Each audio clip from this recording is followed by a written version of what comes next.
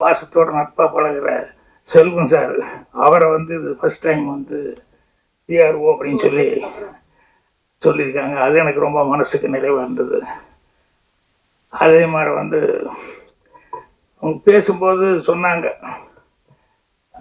நல்லா பேசுவாங்க. நல்லா பேசும்போது சொன்னாங்க, பாக்யராஜ் சார் அப்படின்னா அது ஃபைட்டுக்கு போகக்கூடாது, நீங்கள் டான்ஸ் நினச்சிட்டு போகக்கூடாது, நீங்கள் நடிப்பு நினச்சிட்டு போகக்கூடாது நீங்கள் அப்படின்ட்டு ஒன்லி கதை தான் அப்படின்னா இது எல்லாமே ஒரு மைனஸு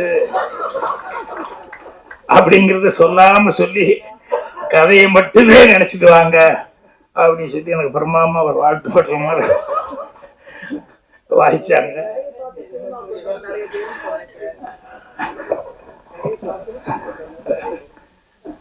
ரொம்ப சந்தோஷமா இருந்தது அவங்க சொல்லும் போது. சரி பரவாயில்ல, அவங்க ஒரு தயாரிப்பாளராகி நமக்கு ஒரு நல்ல மரியாதையா வருது.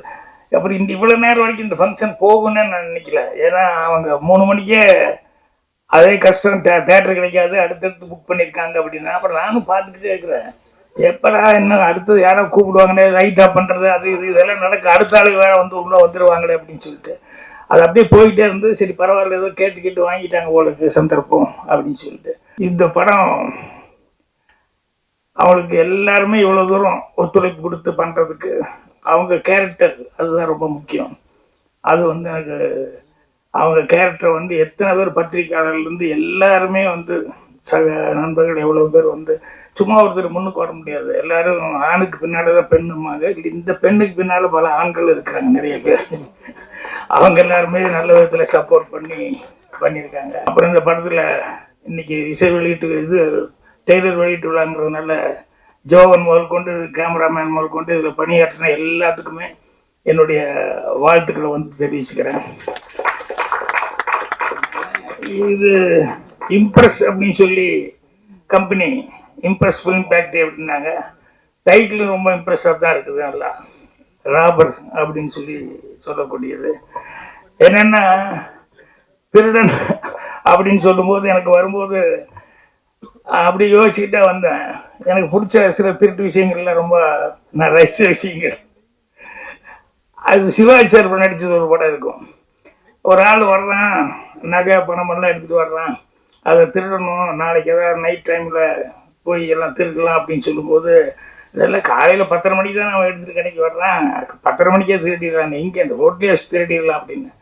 இந்த ரோட்டில் வச்சு எப்படி திருடுவா அப்படின்னா, ஒன்றும் இல்லை, ஒரு கேமரா மட்டும் கொண்டு வாங்க அப்படின்னு சொல்லிட்டு 2 ஆளுகளை கூட கொடுங்க அப்படின்னு சொல்லிட்டு அந்த சேட்டு வரும்போது இவர் உணர்ந்து கேமராவெல்லாம் வச்சு ரெடியாக 10 மணிக்கு வெயிட் பண்ணுவார். ஜனங்கள்லாம் சேர்ந்துருவாங்க. என்ன சார்னா, ஷூட்டிங்கு நீங்கள்லாம் கூட நடிக்கணும் அப்படின்னு. என்னென்ன இல்லை, ஒருத்தர் வருவான், அப்போது நாங்கள் வந்து டக்குன்னு போய் நிறுத்தி பிளாக் பண்ணி அந்த பணத்தை எல்லாம் பொட்டியோட பணத்தையும் நகையும் தூக்கிட்டு ஓடுவோம். அப்போ ஐயோ ஐயோ திருடன் கத்தும்போது நீங்களாம் சேர்ந்து, ஏண்டா வட்டிக்கு வட்டி விட்டு இப்போ காசு சம்பாதிச்சுவேன், அதனால தான் அவன் காசு இப்படி அநியாயத்துக்கு போகுது அப்படின்னு சொல்லி நீங்களாம் அவனை பிடிச்சி ரொம்ப கம்மியாக அடித்து அவனை அப்படி உட்கார வச்சிருங்க அப்படிங்கிற மாதிரி சொல்லி சிவாஜி சார் திருடிட்டு போவார் திருடன் படத்தில். நான் ரொம்ப ரசிச்ச சீன் அது.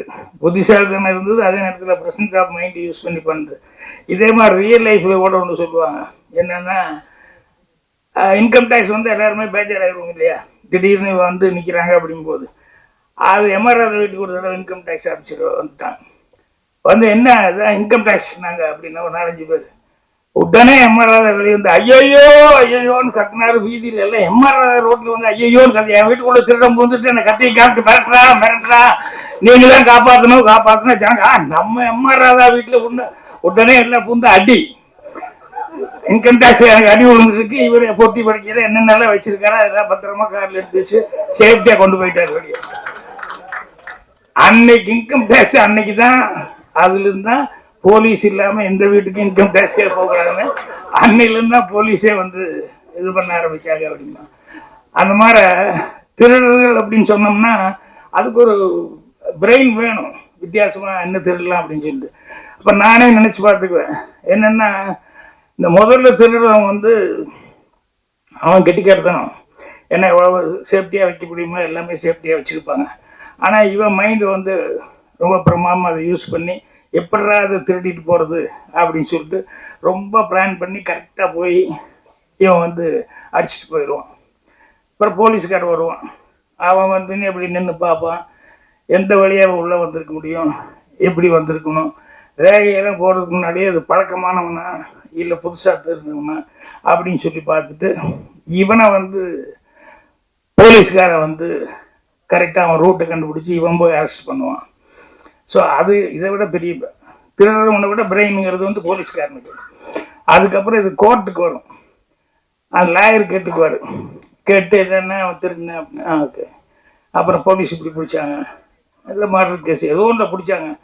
உடனே அந்த லாயர் இவன் இப்படி திருடினா போலீஸ் இப்படி கேஸ் போட்டிருப்பான், இவன் இப்படி பண்ணியிருப்பான் அப்படி பண்ணியிருப்பான், ரெண்டையும் கேட்டுட்டு இப்படி நடக்கவே இல்லை அப்படின்னு சொல்லிட்டு அந்த கேஸே உல்டா பண்ணி விட்டுருவாங்க. சில நேரங்களில் அந்த லாயர் பண்ணுறது இருக்க இந்த திருட மூளையை விட போலீஸ்கார அவங்க இன்னும் கிரிமினல் மூளை. லாயருக்கு தப்பாக நினச்சக்கூடாது, ஜெயிச்சுக்கிறதுக்காக சொல்லுவார்.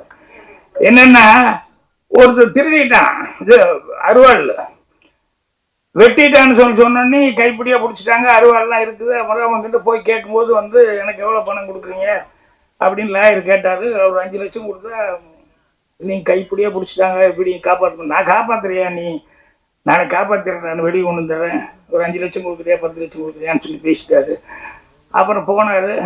அடுத்த நாள் வந்து என்னென்னா கோர்ட்டில் வந்து கூப்பிட்டு இது மாதிரி அருவாள் வெட்டின அருவாள் பார்த்தவங்கலாம் இருக்காங்க, வெட்டின அருவாள் இருக்குது அப்படின்னு உடனே இந்த லாயர் அருவாளுக்கு வெட்டின அருவாளில் கத்தி இருக்காது, ரத்தம் இருக்குது, எல்லாம் ஓகே யுவர் அதை போய் அந்த அருவாளை எடுத்துகிட்டு போய் கொஞ்சம் நேரத்துலேயே அந்த ஃபாரன்சிக் மாதிரி ஆளுங்க இருப்பாங்க இல்லையா, இந்த பிளட்டை செக் பண்ணி அதை முதல்ல செக் பண்ணிட்டு வர சொல்லுங்கன்னு. அதை போய் செக் பண்ணிட்டு வந்து அது ஆட்டு ரத்தம் அப்படின்ட்டான்.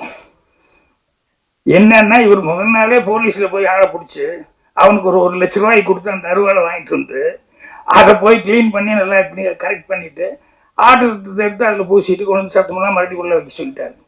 ஸோ லாயருடைய புத்திசாலித்தனம் எப்படிங்கிறது பாருங்க. அது எப்படி எடுத்துக்கலாம், கிரிமினல் மைண்டு எடுத்துக்கலாம், புத்திசாலித்தனமான மைண்டுன்னு எடுத்துக்கலாம்.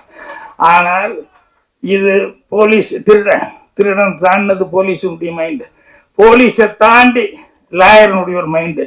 இது எல்லாத்த விட மோசமான ஒரு மைண்ட் இருக்கு, ரொம்ப கிரிமினலான மைண்டு. அவங்க யாருன்னா ரைட்டர், நம்ம அனந்த கிருஷ்ண மாதிரி என்ன மாதிரி என்ன அப்படின்னா இது எல்லாத்தையும் கிரியேட் பண்றது யாரு? ஒரு கதைக்கு வேணும்னா திருடன் நம்ம தான் கிரியேட் பண்ணணும். அதை எப்படி போலீஸ்காரை கண்டுபிடிக்கிறான் அப்படிங்கிறதையும் நம்ம தான் கிரியேட் பண்ணணும். லாயர் கேரக்டர் வந்ததுனால அதை உடைக்கிறதுக்கு லாயருக்கு உண்டான மூளை, அதுக்கு உண்டான டைலாக் அதெல்லாம் போடுறது நம்ம தான் பண்ணணும். இத்தனையும் பண்ணி அதுக்கப்புறமா தான் வந்து ரைட்டருங்கிறவங்க வந்து பேர் வாங்க முடியும். பாதகம் செய்பவரை கண்டால் நாம் பயம் கொள்ளலாகாது பாப்பா, மோதி மிதித்து விடு பாப்பா, அவர் முகத்தில் உமிழ்ந்து விடு பாப்பா. அண்மை செய்திகளை உடனுக்குடன் தெரிந்து கொள்ள இணைந்திருங்கள் எம் நாடு தொலைக்காட்சியுடன்.